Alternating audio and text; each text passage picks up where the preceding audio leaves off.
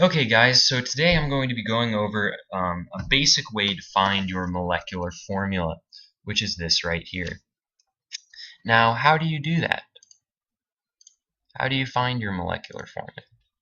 Well, the molecular formula is your empirical formula, and you multiply the subscripts of that. So if you had C sub 4, which means you have 4 carbons, and you multiply that by 2, you would have 8 carbons then. Now this whole number is made up of your molecular mass, so the mass of your molecular formula, divided by your empirical mass.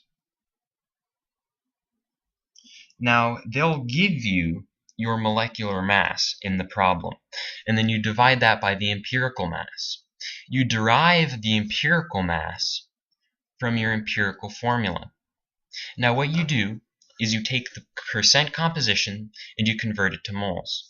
Basically, if you have 50% carbon, that then becomes 50 grams of carbon. Then you divide that by 1 mole, and then you take the molar mass of whatever carbon is, I don't know what it is, you divide it out, and then you find your number.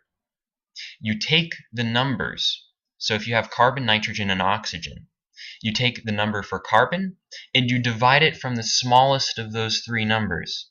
And then you take the number for nitrogen and you divide it by the smallest. And then you take oxygen and you divide it by the smallest number. And what that'll do is it'll give you, let's say, 4.00135 for carbon, a 2.995 for nitrogen, and let's say a 1 for oxygen. What you would do then is you would say, oh, well, that's 4.00 moles of carbon, that's 3 moles of nitrogen, and that's 1 mole of oxygen.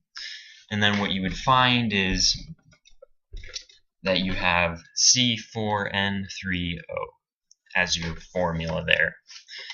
And that's pretty much the basics. If you have any questions about this part here, I can make another video on it. If you followed what I said, then you're pretty much good. But I just wanted to give you guys a quick review of probably the way we're going to do the hardest problem on the test, which would be my guess. I don't know. For the naming, pretty much just memorization. So keep that in mind. Thank you guys for listening.